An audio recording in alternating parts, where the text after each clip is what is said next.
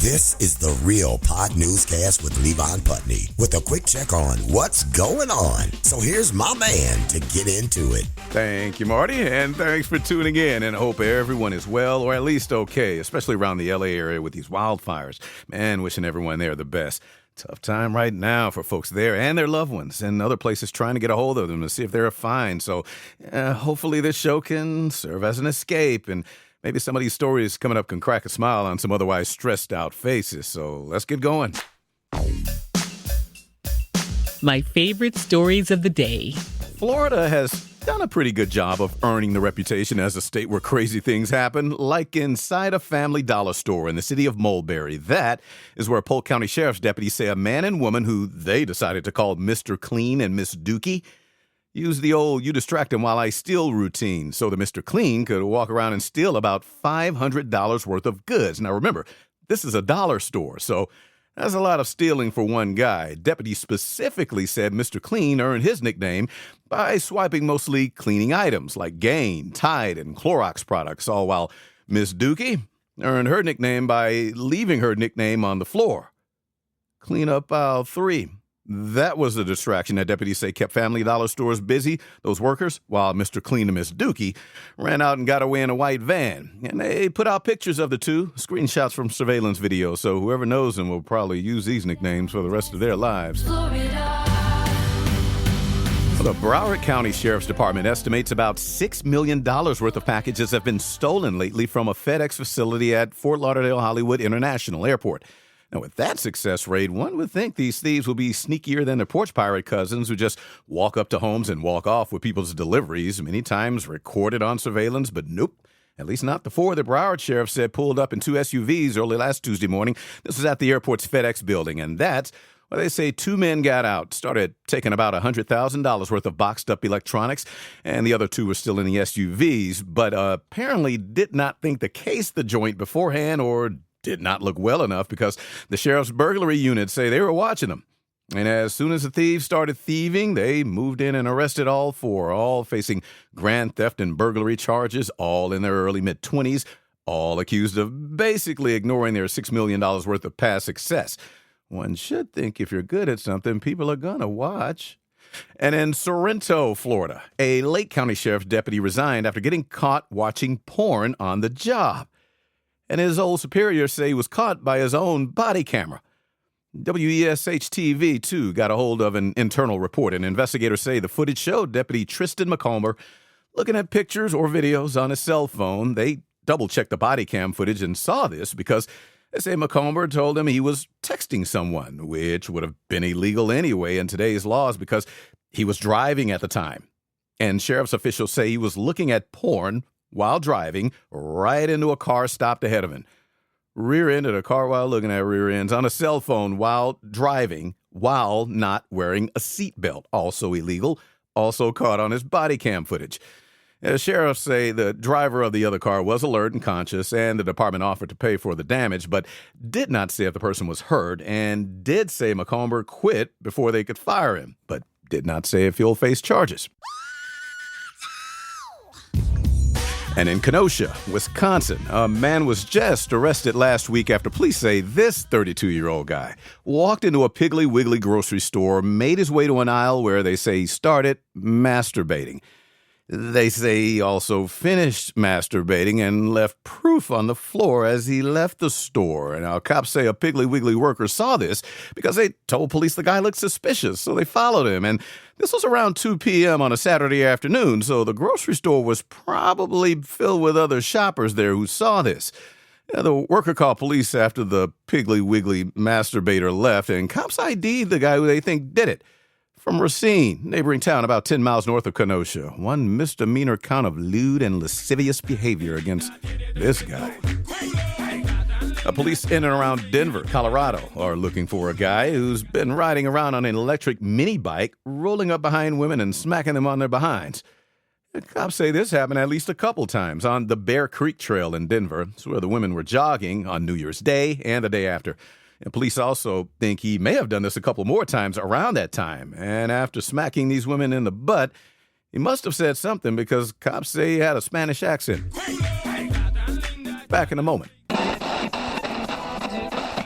Have you been arrested for throwing a freak-off party? Or for being video recorded relieving yourself on a teen girl in bed? The law firm of McCracken and Butts is the team for you. Call McCracken and Butts at 212-555-5555. That's 212-555-5555. McCracken and Butts. It's what we do for you.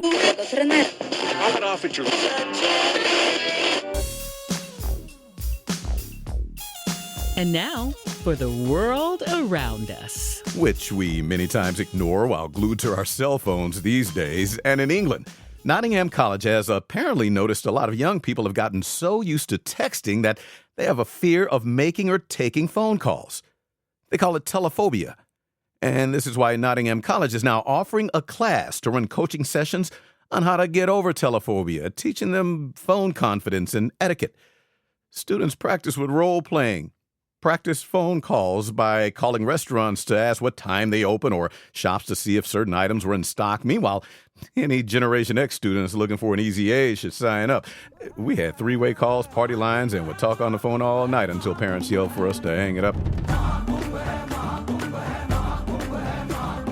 Now, the world's largest get-together started in India on Monday, the 6-week Great Picture Festival, or Maha Kumbh Mela. It's expected to attract over 400 million people to the northern city of Prayagraj to take a holy dip at the point where three rivers meet, the Ganga, Yamuna, and the mythical and invisible Saraswati. The festival is rooted in Hindu tradition. It follows the story of the god who won a fight with demons over a golden pitcher that contained the nectar of immortality. And so, devout Hindus believe taking a dip in the water will wash away their sins and bring salvation, similar to baptisms in Christianity. But with over 400 million people expected at this 6-week festival, a huge chunk of land along the river's banks has been turned into a temporary city. Reuters is reporting some 150,000 tents have been set up, along with 145,000 restrooms, 3,000 kitchens, 99 parking lots. And this all means local officials also had to install up to 450,000 new electricity connections. Indian Railways also added 98 special trains to run through the ancient festival, a big tourism deal for the country, too. And a bit of advice for travelers: do not write anything on those passport pages. Oh, take it from a U.S. citizen who flew into Krakow, Poland, last Wednesday on a flight from London. Airport officials say when she got there, passport control workers stopped her because she had written notes of locations and airport names in her passport, and the American ended up being sent back to London the next day. As a general rule, we are not allowed to write anything other than signatures and maybe emergency contacts in passports. So notes on locations and airport names, that should be saved elsewhere, like in the notes folder on most cell phones, or grab somebody's pen and paper. Time for a short break. Y'all, that's my girl. I'm telling you, that's my girl. Y'all want a little more taste of this? All right, little more. Sit down, kids, because I said, I want a big fat woman. Y'all like that? With me shaking on a bone, yeah. Shake it, I want a big fat woman. With me shaking on a bone, yeah. And I don't care if the little girl look like E.T., as long as she is good to me, yeah. Come on, hurry up. Somebody bring me an extinguisher to put out this blaze that started up in here by that vintage jam from Slammy Sammy. This is Mike Mann in your ear as we...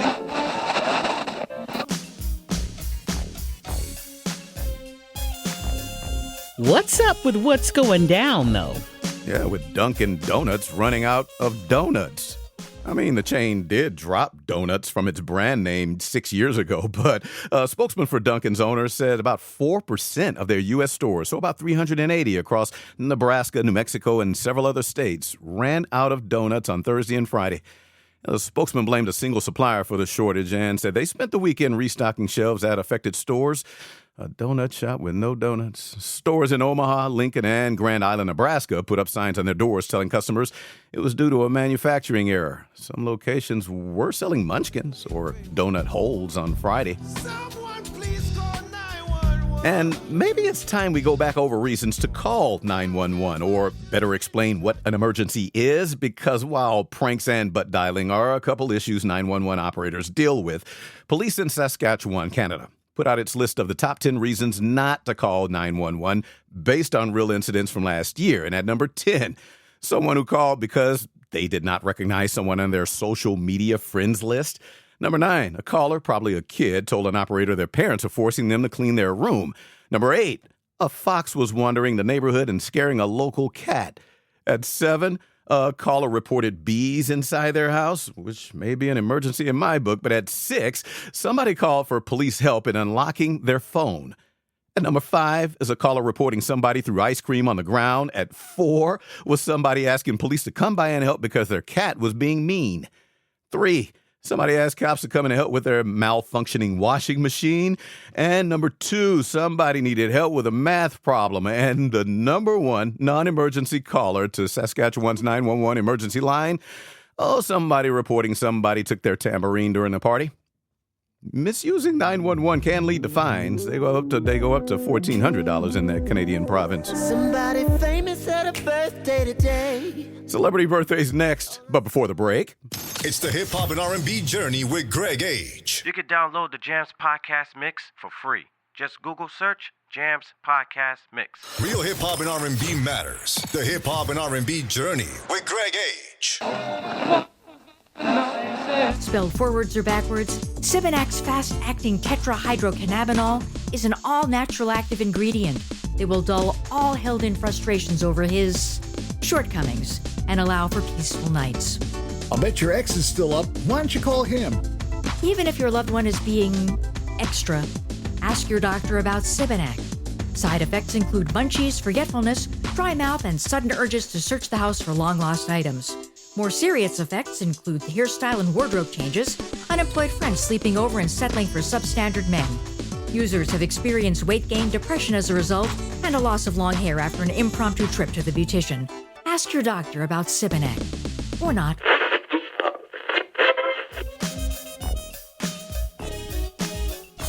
Time for birthdays. And celebrity birthdays for Tuesday the 14th. Kings of Leon, singer and guitarist Caleb Followill is 43. Foo Fighters and Nirvana, singer and drummer Dave Grohl, 56. And so is actor Jason Bateman, 56. Rapper and actor LL Cool J, 57. Rapper Slick Rick, setting 60. Actor Faye Dunaway is 84 now, and singer Clarence Carter, still stroking at 89. And on Wednesday, electronic dance music DJ and producer Skrillex will be 37. Mr. Worldwide, singer, rapper, and actor Pitbull will be 44. Actor and director Regina Keene will be 54. And actor and director Mario Van Peebles will be 68. And then on Thursday, the 16th,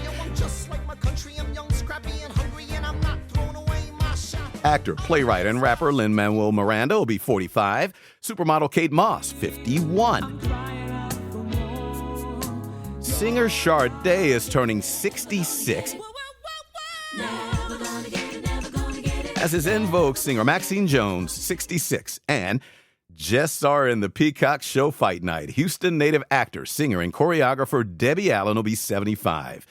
And that about does it for this Real Pod newscast. Thanks so much for tuning in. And please hit like and follow the show and tell a friend because, we could all use a shot of good news and I could use the followers to get those followers up. Have a good rest of the week, though, and we'll see you Friday. This has been the Real Pod Newscast with Levon Putney from Show Enough Productions. And for more, hit up the website, realpodnewscast.com. That's real with 2 E's. This is Big Daddy Marty Allen. Thanks for listening.